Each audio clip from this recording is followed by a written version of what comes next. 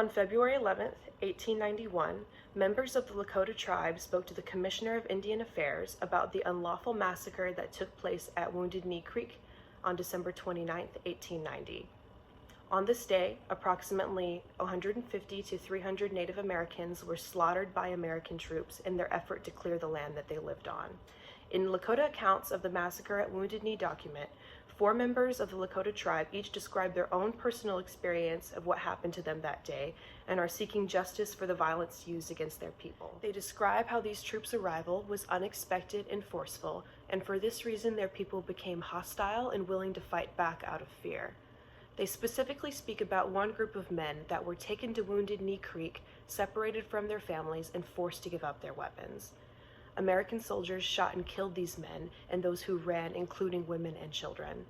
Even though the Lakota made every effort to remain peaceful and protect the land they rightfully owned, they were met with violence and destruction.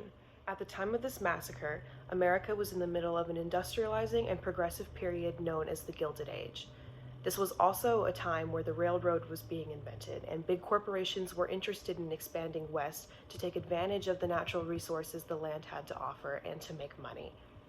As they continued to travel west, the violence towards Native Americans increased, and this is an important part of history because it shows how indigenous groups were treated unfairly, even though they obeyed the laws that were placed upon them, and they tried to resolve conflict through peaceful interactions. This document relates to our society today because we can still see the mistreatment of indigenous groups in the United States. Sacred land continues to be disrespected by the federal government and corporate leaders who feel like the resources will be beneficial to them. This event and several violent interactions by the government left an everlasting wound on the indigenous people of this country, and they continue to fight against the injustices that have been done to this day.